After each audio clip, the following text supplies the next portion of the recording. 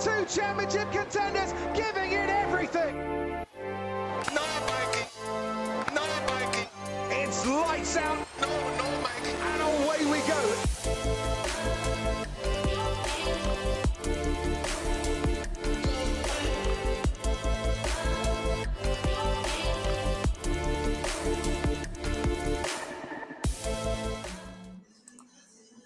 What's happening, everybody, and welcome to another episode of the Pit Stop Pals. Dusty and Gager with you. Gager, are you listening to tunes? What are you listening to over there? No, just the lead in. That's yeah.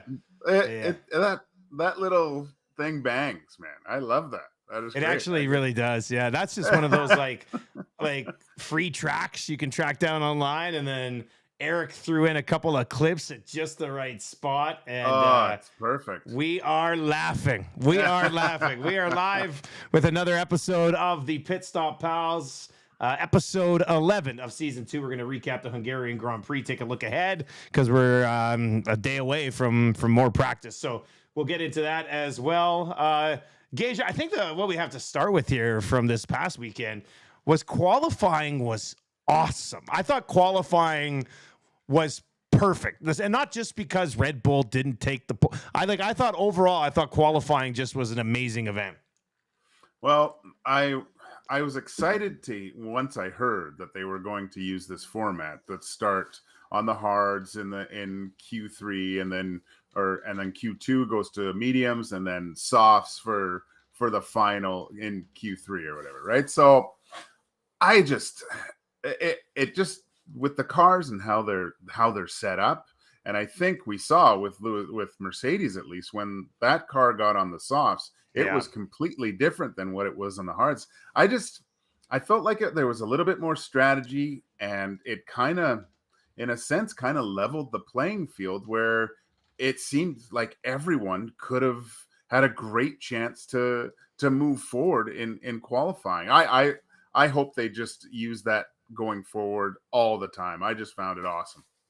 And it's not yet like this was being tested, right? Like that's all this was. It is rather interesting with so many millions and millions and millions of dollars, hundreds of millions of dollars involved in Formula One, that they'll just test something in qualifying in the middle of the season. Like that seems a little loosey-goosey, right? Like if the Canadian Football League said, hey, this weekend we're going to play games without the rouge, and then next weekend it's going to be normal again, like the league would be laughed at. I mean, if Formula One just says, we're going to test qualifying this way, and it just seems acceptable. It's wild. But really, I think from a fan standpoint, I think they've hit it out of the park with a lot of the things they've done. The change the sprint, how that's done, which we have another sprint race before, I guess, the modified summer break. But I really think they're doing a lot to enhance the enjoyment of each day of Formula One with these things that they're implementing. It was great, man. That qualifying was by far the best one that we've ever had, I think, that I've watched over the past few years. It was really, really exciting. There have been some good qualifying sessions, you mix in the rain a little bit here or there, and all of a sudden it gets interesting. But this one, in good conditions, I mean, I would give it the stamp of approval. I just do this moving forward.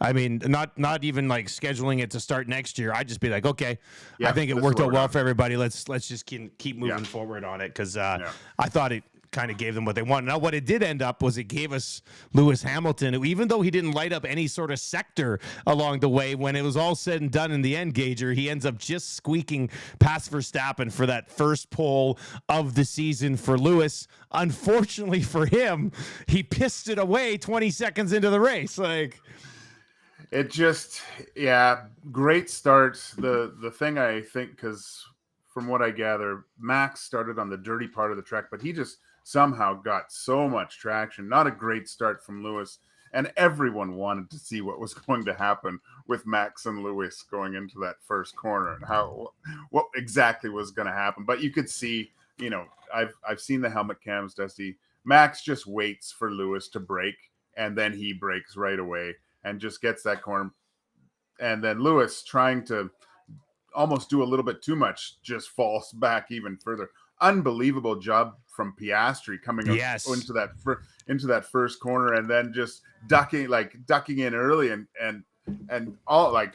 Yeah, because he got Lando too, right? Max. Like he got Lando too, and he was challenging Max, where Max had to actually defend going into the second corner a little bit. So, man, this Oscar Piastri is everything that we've heard about him is true. When you give him something that he can work with, and I mean we've seen it and Lando as well, but these guys are McLaren's a team that everyone's got to watch for now. This is great. It's funny when you give a couple of the most hyped younger drivers over the last 5 years a car that they can actually drive. Like you're seeing it right now for McLaren, and man, that team must be just ecstatic. Like this is now not a one-off. This is now when the upgrades went into Lando 3 races ago, he looked good. Then they got him into Piastri, and since then, I mean, they look like the biggest threat to Red Bull, which is just insane to think from a month ago. It's just nuts.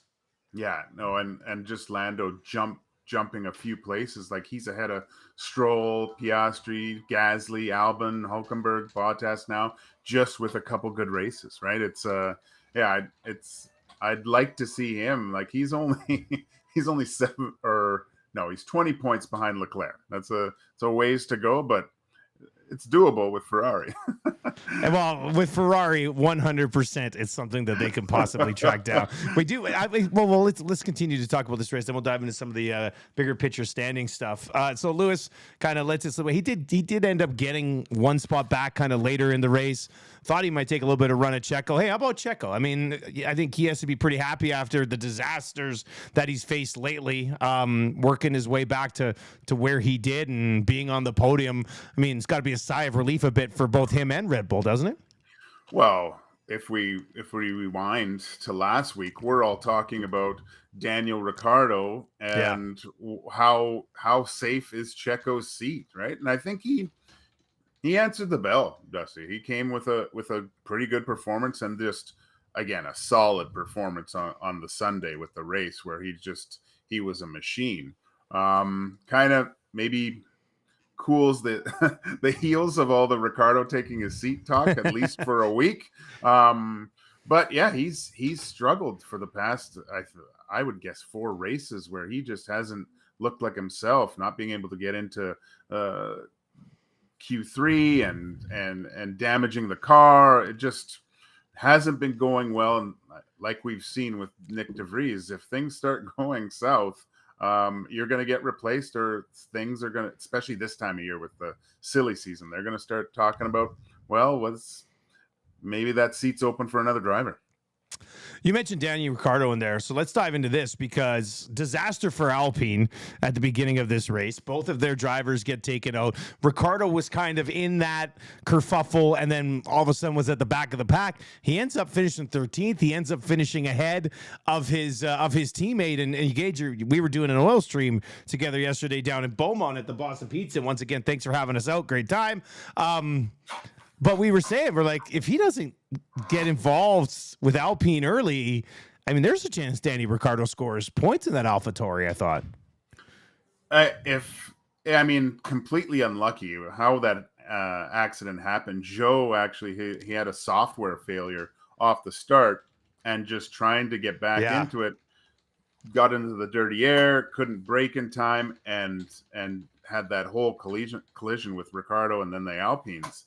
But yeah, you got to think with how well he drove and falling back all those places. If that accident doesn't happen, Dusty, I think you could have seen Daniel Ricciardo get his first points of the season. I think in that race, definitely possible with what he showed throughout that whole race. I mean, I was watching him more than anything. I think when it got later, seeing him move up, because I wanted to see, obviously on qualifying, he outperformed his teammate, and again on the Sunday. So I think that's what they wanted. I mean, AlphaTauri is probably ecstatic that everything's kind of working out.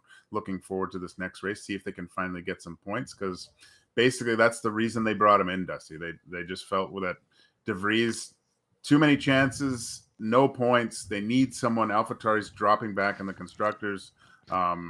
They got to put some points on the board over the next few races. part of me was a little heartbroken seeing Riccardo back on the track, but not in the second fastest car in McLaren, which is kind of what he thought they would be when he signed with them a few years back. Like, that was sort of the vision, him and Lando Norris in a good car with McLaren, and it just took 2.5 years to get there, and now McLaren looks like they finally have it. Well, they got the right guy, I think, too. But I mean, with Piastri, anyway, yeah. But how great is it that we get to see what Lando Norris can do, right? Yeah. It's I hopefully they can close this gap to Red Bull. Probably not this year, Dusty. I don't think but we might see a closer first 10 laps, right? Then that's what I want to see. What can happen if Lando gets his elbows out with Max, because these guys are like buddies living in Monaco. So that's gonna be just unbelievable if we can get some sort of rivalry. Those are, yeah, I know. Yeah. Just I'll go to live in Monaco for the tax break. Yeah, I'll go hang out with Max. Yeah. They should start a podcast. Lando and Max, they should do it. Why not, man? Like, that's what buddies do. I think that would be great. Hey, how about Checo's 1.9 pit stop? Was it 1.9 or was it 1.8? It was 1.9, wasn't it? 1.9. That's insane. That is so crazy. Really, looking at the end of the race, Lewis, that Mercedes started performing really well, whether on low fuel or just that at that time of what was going on. Lewis, without that pit stop, Dusty, I don't know if he catches Checo, but man, that would have possibly put him in DRS range to make it definitely interesting at that point. Red Bull just hitting on all cylinders, man. They get everything right. That was just a crucial pit stop that they probably didn't realize it, but it meant a lot by the end of the race. Yeah, it was that was insane. That's got to be the first sub 2 all year, isn't it? I'm pretty sure it was. I think they said on the broadcast it was the first sub 2 all year. I mentioned Alpine quickly there as we transition to Danny Rick. What's happened there, Gager? Like, they looked like a team in the beginning of the year that had a little bit of promise. Esteban Ocon was finding himself in the points pretty much every single week in the first half of the season, and now they just seem to be fighting it a little bit. Wow. Yeah, every week it seems like it's going to be their week. They talk about this Alpine, the straight line speed, and I stupidly put them on my fantasy team all the time, thinking it's going to be right. You're like, it's going to work. Like, I got to stop watching them in practice because they look good in practice, and then it just falls apart. It seems like unlucky what happened to them last week. Like that's crazy. Zhou hits Riccardo hits, I think, Gasly, and sends Ocon flying, right? So it's just completely unlucky race for them. But yeah, this whole McLaren getting better and starting to charge up the constructors is just, everyone's panicking. I think, oh God, where did McLaren come from? We were talking about them a couple weeks ago, Dusty. Like, are they going to get a point? Like, it's crazy. It is crazy. If you look at the constructor standings right now, because Gager brought it up, Red Bull's at 452, Mercedes 223. They're in second. They've got 5 podiums. Aston Martin is actually still in third, 184 points with 6 podiums. Ferrari's at 167. McLaren's at 87, and then Alpine is at 47. McLaren at 87, Ferrari at 167, Gager, and McLaren with a couple of podiums here. Ferrari only has the same amount of podiums all season long, and what they finished this week, 7th and 8th.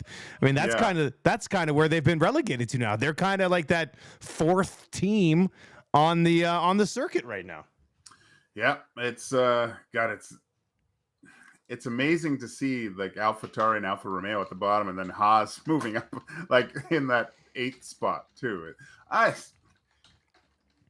wonder, Aston Martin kind of is puzzling to me, Desi, how they've kind of fallen off. I wonder if you were expecting them to kind of use that air tunnel time to actually take steps in the right direction, right? Well, that's what they were talking about. They talked about the upgrades that they were coming, that extra time in the wind tunnel that was going to make a huge difference. Although Fernando Alonso was complaining about the new Pirelli tires and how they're making it more difficult for teams to learn more about the car because of the quality of the tires. So I'll dive into that a little bit more this week and see if there's anything to it. Well, not a lot of time, right? Another race here coming up right away as they head to Belgium, and we'll get to that in just a second. Is there anything else? I mean, I think we covered most of the stuff from this race, but was there anything else that jumped off the page for you? Well, day one with Alfa Romeo was unbelievable, right? Yeah. We saw kind of that's one of the big things that going into that qualifying, and what made it so exciting was Joe Granu going fifth, right? Like, who would have thought that? And Bottas looking like he's in an old Mercedes again. So that was like, oh my gosh. And it's really, that one lap pace of these cars are very highly competitive. But once they can get that, when everyone can get that race pace down, that's what we need.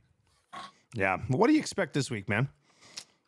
I mean, more of the same. Obviously, this record-setting run here by Red Bull. At this point, I'd be surprised if any team but Red Bull wins, or how they stop Verstappen. I was chatting with a buddy earlier this week, and I said, you know what Lando and Piastri should do? They should alternate weeks taking Verstappen out in the first couple of laps. That's it. Then the other guy can go on and win, and Verstappen's out, and you've sacrificed millions to fix your car, but they're out too. Like, somebody has to do that at some point so somebody can win a race. Like, I'm sorry. I know it's not a good look, but we haven't had many like leaderboard crashes in the first couple of laps this season. Somebody's got to do it. Yeah, but I don't think it's happening this weekend. Not for Max's home race. Not there. Right? Not for the home race. Not there, and it's going to be all orange. He's going to be Joss, the boss, is going to have everyone on their toes. Max has to win that race in Belgium, and he will. I can't see him not anymore, Dusty. It's just the car's too good, and he's too good. What he can do and separate himself from the rest of the field, because we see Checo in the same car. He was talking about it's the exact same vehicle. It's just Max is on another level right now, and I was hoping to see some other cars get closer, but I really don't. I don't expect much the rest of the season. It'll be neat to see. I always like to see guys just crush records and do those sorts of things. How unbelievable if Max runs the table and wins every race until next season. That would be insane. You're right. I mean, the way it's been going, I mean, barring a disaster, I feel like it could be possible.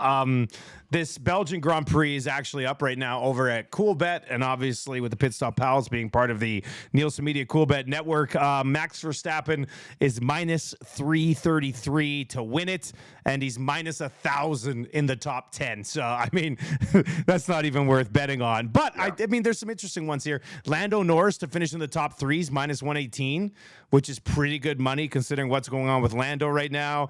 Piastri, top 6, is minus 167.